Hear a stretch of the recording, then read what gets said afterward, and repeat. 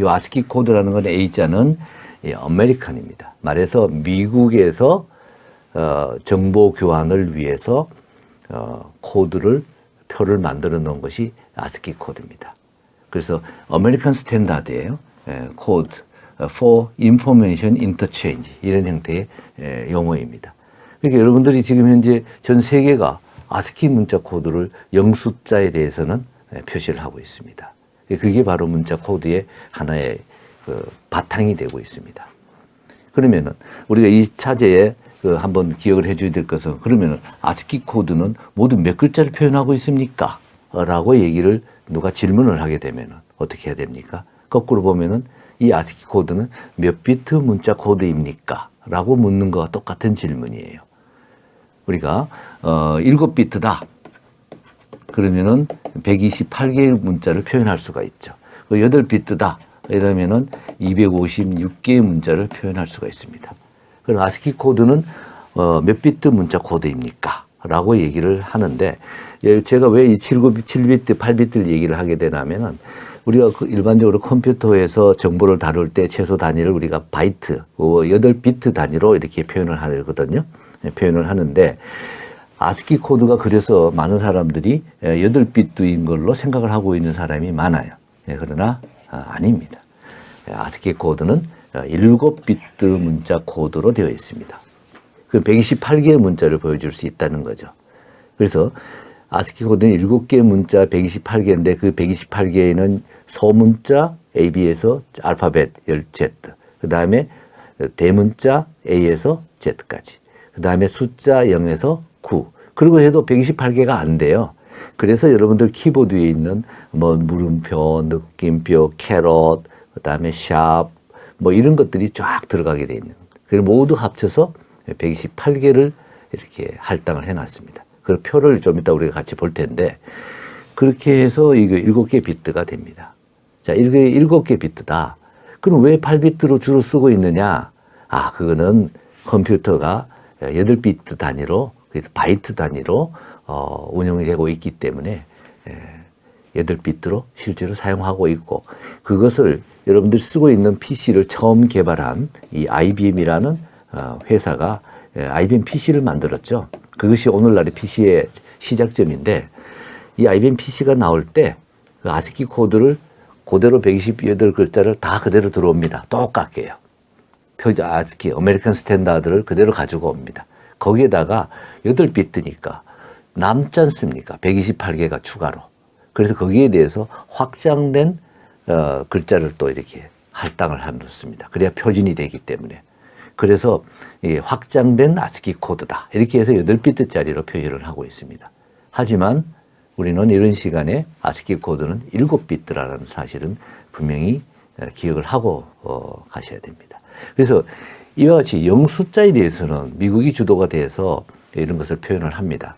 그런데 이 문자 코드가 미국 표준이기 때문에 미국을 싫어하는 사람들은 또 껄끄러워요. 근데 안 쓸 수도 없고, 그렇게 되다 보니까 글로벌하게 그 표준화를 하고 있는 국제 기구가 있죠. 국제 표준화 기구가 있습니다. 그래서 ISO는 바로 그 아스키 코드를 똑같게 가지고 와서 자기네들 넘버를 이렇게 부여를 해서 표준화를 시킵니다. 뭐 이런 경우가 허다합니다, 사실은. 일반 산업체나 국가가 그 표준을 만들었는데 실질적인 표준이 돼버려요. 전 세계의 표준이 됩니다. 우리가 그런 형태의 얘기를 디팩토 스탠다드라고 얘기를 합니다. 실질적인 표현이. 이거는 뭐 문서로 뭐 어디 했지만 실질적인 표준이 됩니다. 많은 부분에 스마트폰이 이렇게 발전하면서 우리나라가 스마트폰을 주도를 하지 못했을 때는 미국, 유럽에서 설정해 놓은 표준을 많이 따라갑니다. 그러나 지금은 어떻습니까? 삼성이나 LG 같은 데서 그 기술을 주도를 합니다. 그래서 여러분들 스마트폰에서 뭐 동영상 처리하고 이런 많은 부분들이 삼성이 사용을 하고 삼성이 보급을 하면서 만들어 놓은 기술 스펙이 있습니다. 기술 규격이 있어요. 이것이 그냥 놔두면 삼성 거지만 그것을 실제 ISO에서 채택을 하게 되면 국제 표준이 됩니다. 혹은 인터넷 표준에서 채택을 해주면 인터넷 표준이 되는 거죠. 그 이전까지는 뭐가 됩니까? 실질적인 표준이다. 이렇게 해서 실질적인 표준, 이럴 때 용어를 우리가 디팩토 스탠다드다. 이렇게 얘기를 합니다. 지금 현재 영숫자에 대해서 얘기를 드렸는데, 그러면은 한글 경우는 어떻게 되느냐 이거죠.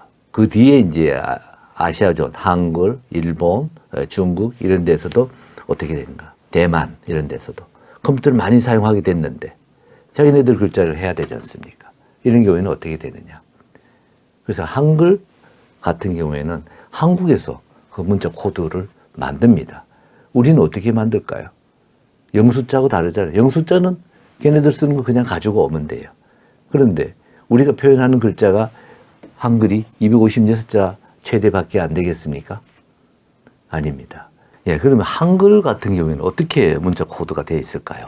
이제 이런 부분을 보면은 한글 같은 경우에는 우리나라의 글자가 여러분들 상당히 과학적으로 이렇게 만들어져 있다 그러잖아요. 우리나라 한글 같은 경우에는 우리가 알듯이 초성, 중성, 종성 이렇게 돼 있어요. 초성, 중성에서 기역, 니은 이렇게 돼. 제일 끝에 뭐죠? 이렇게 되죠. 뭐 중성 여러분들 알다시피 아, 야 이렇게. 종성은 또 초성에서 몇 개 더 추가돼 있죠.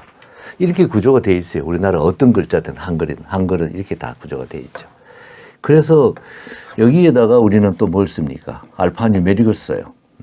알파 뉴메릭을 쓰고 있기 때문에 그러면은 이거는 그냥 뭐 256개면은 넘치죠. 실제로는 128개지만은.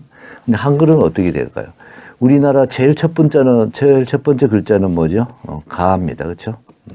가 해가지고 제일 마지막 글자는 현대에서 사용되고 있는 글자로는 뭘까요? 사용되는 글자는 처음에는 힝 했는데 사실은 힛 이런 것도 되죠.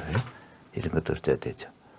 그래서 지금 이렇게 힛 이렇게 해버리면은 이 글자가 잘 안 사용하지만 글자는 말은 되잖아요. 이렇게 했을 때 모두 몇 자냐 하면은 11,172자입니다. 11,172자예요. 그럼 이 글자를 어떻게 원바이트 8빛짜리로 가능하겠습니까? 불가합니다. 그러면은 이 한 글자를 표현할 때에 원바이트 갖고는 안 된다는 얘기입니다. 그러면 어떻게 해야 될까요? 2바이트 쓰지 뭐. 2바이트를 써볼까요? 원바이트, 2바이트 이렇게 했습니다. 그래서 여기 1010가 막 들어가겠죠. 여기다가 뭐 10, 1100 뭐 이렇게 쫙 들어갈 거예요. 이렇게 들어갑니다. 그래서 이게 모두 몇 비트입니까? 2바이트면은 16비트가 됩니다. 그렇죠? 16비트가 돼요. 16비트가 되는데 이 16비트이면은 글자를 표현할 수 있는 게 65,536자가 됩니다. 65,536자가. 그래서 이렇게 되는데 그러면은 충분하죠. 11,172자는 충분하니까. 이렇게 해서 하면 되겠구나. 이렇게 하는데 기왕이면은 이 초성, 중성, 종성을 살리자. 이렇게 해서 처음에 우리나라에서 준비를 한 문자 코드가 이렇게 됩니다.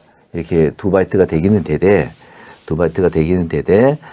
여기에 5개를 종성으로 하고 그 다음에 여기에 남는 게 3개고 여기에 2개를 써서 여기 5개가 되는데 이거를 중성으로 쓰고 그 다음에 여기에 5개를 또 초성으로 쓰면 어떻게 하느냐. 그럼 1개가 남네. 1개가 남아.